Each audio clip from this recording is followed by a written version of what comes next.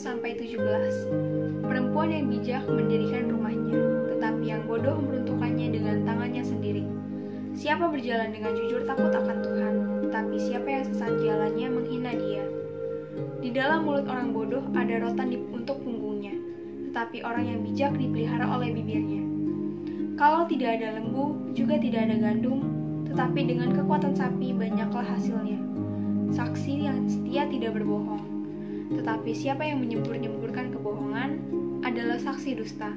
Si pencemooh mencari hikmat tetapi sia-sia, sedangkan bagi orang berpengertian, pengetahuan mudah diperoleh. Jauhilah orang bebal, karena pengetahuannya tidak kudapati dari bibirnya. Mengerti jalannya sendiri adalah hikmat orang cerdik. Tetapi orang yang bebal ditipu oleh kebodohannya. Orang bodoh mencemooh korban tebusan, tetapi orang jujur saling menunjukkan kebaikan. Hati mengenal kepedihannya sendiri, dan orang lain tidak dapat turut merasakan kesenangannya. Rumah orang fasik akan musnah, tetapi kemah orang jujur akan mekar. Ada jalan yang disangka lurus, tetapi ujungnya menuju maut. Di dalam tertawa pun hati dapat merana, dan kesukaan dapat berakhir dengan kedukaan. Orang yang murtad hatinya menjadi kenyang dengan jalannya, dan orang yang baik dengan apa yang ada padanya. Orang yang tidak berpengalaman percaya pada setiap perkataan, tetapi orang bijak memperhatikan langkahnya. Orang bijak berhati-hati dengan menjauhi kejahatan, tetapi orang bebal melampiaskan nafsu dan merasa aman. Siapa lekas naik darah berlaku bodoh, tapi orang yang bijaksana bersabar. Shalom kepada kita semua yang amat dikasihi Tuhan Yesus dan yang rindu untuk mengenal Yesus dengan lebih dekat lagi, serta mau sama-sama belajar firman Tuhan. Mari kita berdoa. Bapa kami yang ada di dalam surga, terima kasih ya Tuhan untuk kesempatan kami boleh sama-sama belajar firman-Mu. Mari Engkau urapi kami semua ya Tuhan, supaya hati kami menjadi tanah yang subur, sehingga kami bisa memahami dan merenungkan firman Tuhan, serta menjadi pelaku firman-Mu dalam hidup kami sehari-hari. Terima kasih Tuhan Yesus, haleluya, amin. Tema kita hari ini menjadi tema yang amat penting bagi kita sebagai orang percaya, sebagai anak-anak Tuhan. Temanya adalah mengenai kebangkitan Yesus Kristus. Nah, mungkin ada di antara kita yang pernah ragu, apa iya Tuhan Yesus bangkit? Mungkin juga ada teman-teman kita yang belum percaya atau belum mengenal Yesus, pernah bertanya, apa benar Tuhan kamu bangkit? Dia kan manusia biasa yang lahir dari Maria. Mana buktinya kalau dia memang bangkit? Sebagai anak-anak Tuhan, sebagai orang percaya, kita mempunyai landasan, ya, pedoman akan iman percaya kita kepada Kristus, yaitu Alkitab, firman Tuhan yang hidup. Kita akan sama-sama membaca beberapa referensi ayat-ayat yang sungguh mengkonfirmasikan bahwa Yesus Kristus benar-benar telah bangkit, ya, hidup, naik ke surga. Kita akan lihat di sini ya, walaupun ya kebangkitan Yesus tidak dirahasiakan, tapi ya waktu itu dunia Romawi tidak melihat Yesus keluar dari kubur dengan kuasa dan kemuliaannya. Walaupun demikian, ada banyak saksi yang melihat dia hidup kembali. Ya, bahkan disaksikan oleh beratus-ratus orang, kata 1 Korintus pasal yang ke-15. Nah, bukti penting lain dari kebangkitan Yesus adalah bahwa iman kepada Kristus yang hidup mengubah kehidupan orang-orang percaya. Kita akan baca sama-sama dari 1 Korintus 15 ayat 5 sampai 7. Ia telah menampakkan diri kepada Kefas dan kemudian kepada ke-12 muridnya. Sesudah itu ia menampakkan diri kepada lebih dari 500 saudara sekaligus. Kebanyakan dari mereka masih hidup sampai sekarang, tetapi beberapa di antaranya telah meninggal. ya pada waktu ayat ini ditulis. Ayat 7, selanjutnya ia menampakkan diri kepada Yakobus, kemudian kepada semua rasul, dan yang paling akhir dari semuanya, ia menampakkan diri juga kepadaku, kata Rasul Paulus yang menulis surat Korintus ini ya. Jadi kita sudah membaca sama-sama ya, bukti bahwa Yesus Kristus memang mati dan kemudian bangkit. Lalu apa maknanya kebangkitan Yesus bagi kita orang-orang percaya? Pertama, kita tidak perlu takut menghadapi maut.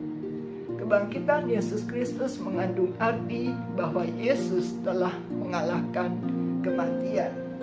Dalam 1 Korintus 15 ayatnya ke-55 berkata, "Hai maut, di manakah kemenanganmu? Hai maut, di manakah sengatmu? Sengat maut ialah dosa dan kuasa dosa ialah hukum Taurat. Tetapi syukur kepada Allah yang telah memberikan kepada kita kemenangan oleh Yesus Kristus Tuhan kita.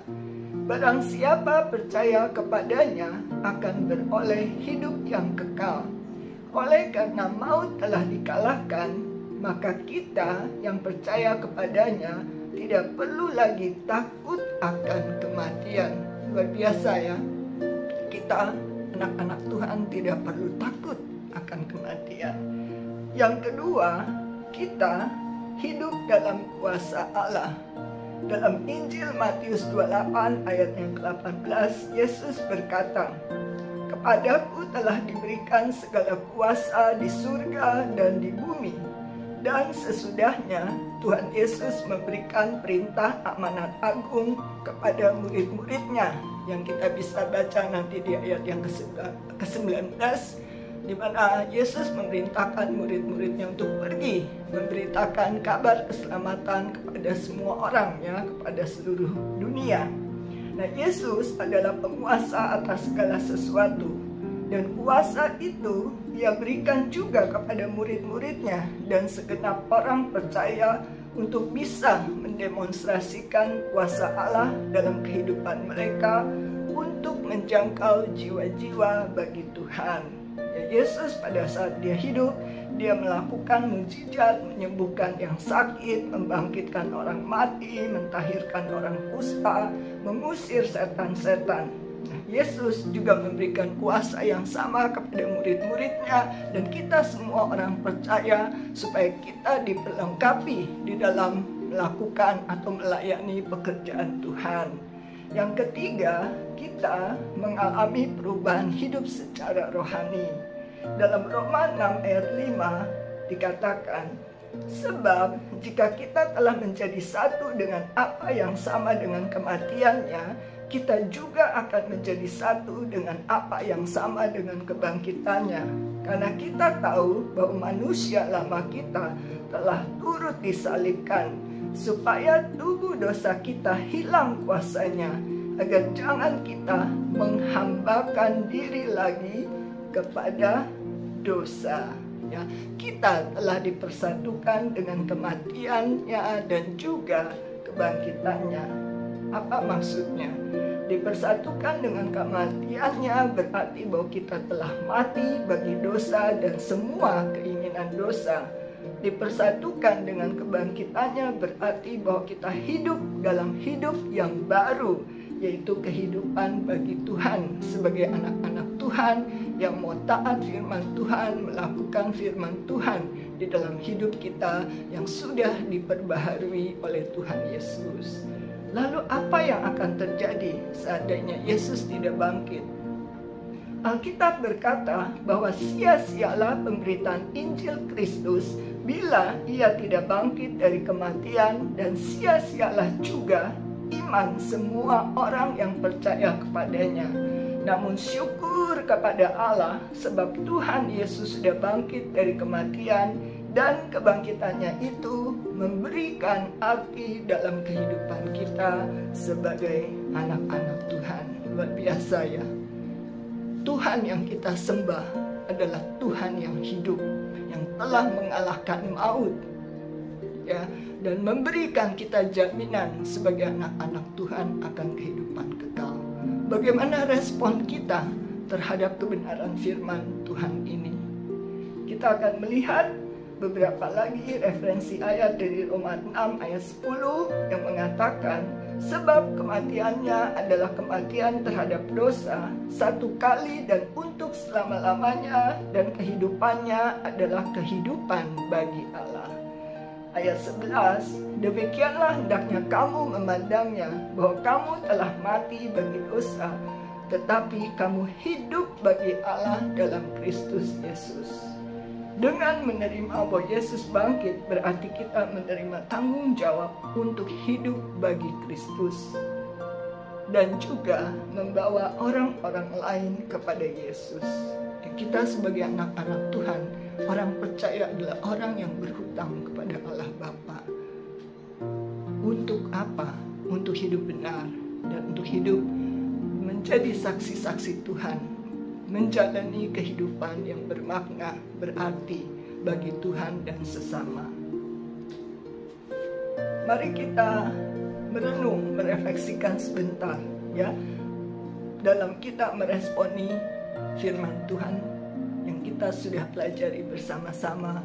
Maukah kita terus mengalami perubahan hidup yang semakin menyerupai Kristus? Kalau kita mau, kita juga mau mengatakan bahwa kita mau menjadi orang yang menerima dan melakukan tugas-tugas kita dengan penuh tanggung jawab. Ya, baik itu tugas dari sekolah, bagi yang masih sekolah, ya siswa-siswi, atau yang sudah kuliah, mahasiswa, ataupun juga yang sudah bekerja, ya bekerja dengan baik, atau juga tugas-tugas yang diberikan di rumah, ya oleh orang tua, membantu saudara-saudara, menjadi anggota keluarga yang penuh perhatian, yang suka menolong satu dengan yang lain. Kemudian kita juga mau menjadi lebih bijaksana, dari hari yang kemarin menjadi lebih bijaksana lagi dalam menggunakan waktu dan uang. Apa maksudnya? Tuhan memberikan kita waktu 24 jam. Ya, bagi kita yang belajar, yang masih sekolah, yang masih kuliah, ada waktu untuk belajar.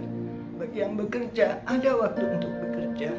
Tetapi juga ada waktu untuk melayani Tuhan. Ada waktu untuk beristirahat. Hati-hati dengan waktu istirahat maupun waktu rileks kita. Jangan sampai kita menghabiskannya dengan hal-hal seperti gadget, ya bermain game tanpa batas waktu. Karena hati-hati di dalam situs-situs yang seringkali dilihat, ya belum tentu situs-situs yang baik, yang berkenan, yang bisa malah merusak iman percaya kita kepada Tuhan. Jadi kita harus hati-hati dalam menggunakan waktu kita, ya untuk bisa lebih digunakan atau dimanfaatkan untuk hal-hal yang sifatnya membangun kehidupan kita, baik secara jasmani, inteligensi kita, maupun juga kerohanian kita. Nah, mengenai uang juga, mungkin ada yang menerima uang saku, uang jajan, atau yang sudah bekerja paruh waktu, mungkin punya uang sendiri. Kita tidak boleh lupa untuk memberikan persembahan kepada Tuhan, perpuluhan kepada Tuhan, atau menolong orang-orang lain dari uang yang ada pada kita pada saat Roh Kudus ya memberikan beban itu di hati kita.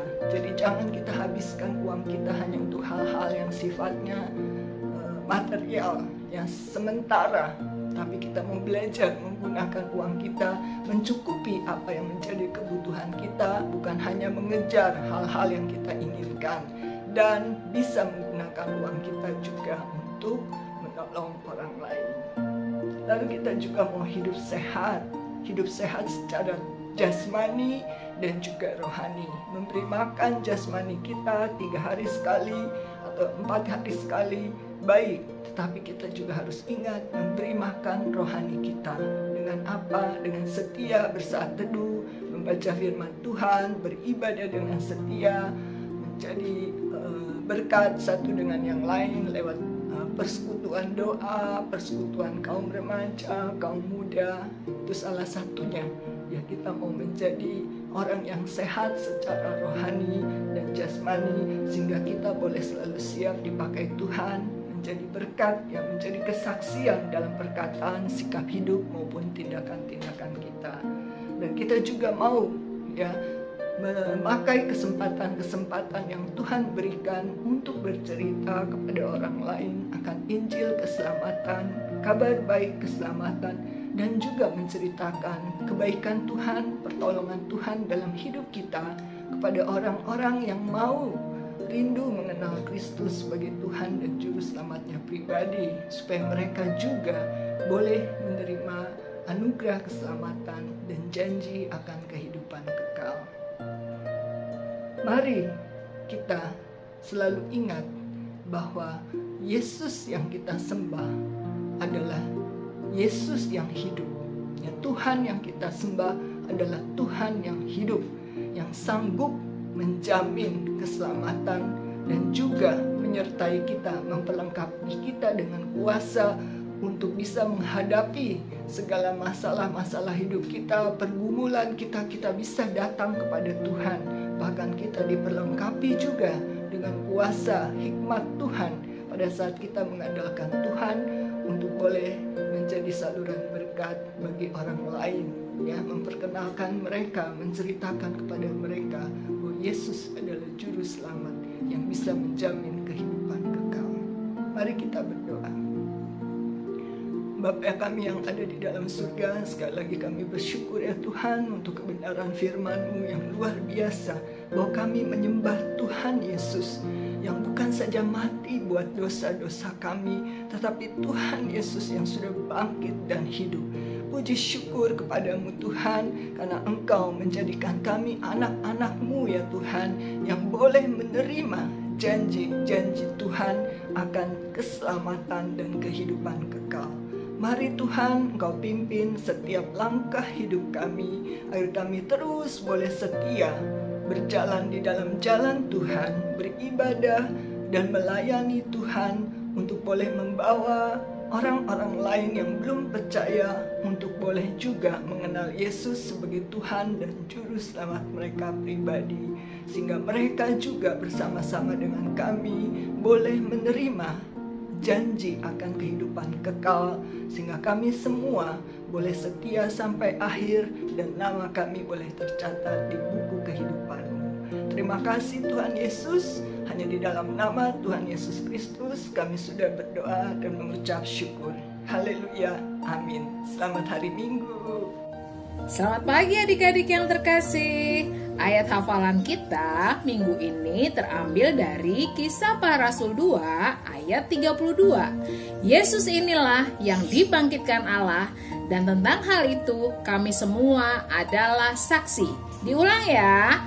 Kisah Para Rasul 2 ayat 32. Yesus inilah yang dibangkitkan Allah, dan tentang hal itu kami semua adalah saksi. Dihafal ya adik-adik. Tuhan Yesus memberkati.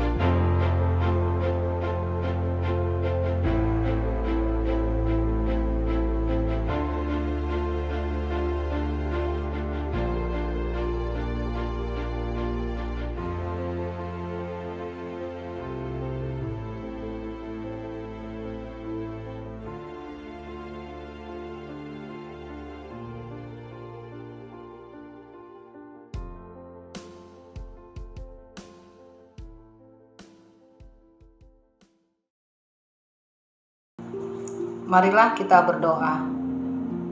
Bapa kami yang di surga, dikuduskanlah namamu, datanglah kerajaan-Mu, jadilah kehendak-Mu di atas bumi seperti dalam surga. Berikanlah kami pada hari ini makan kami yang secukupnya, dan ampunilah kami akan kesalahan kami, seperti kami juga telah mengampuni orang yang bersalah kepada kami. Dan janganlah membawa kami ke dalam pencobaan, tetapi lepaskanlah kami daripada yang jahat, karena Engkau-lah yang punya kerajaan, dan kuasa, dan kemuliaan sampai selama-lamanya.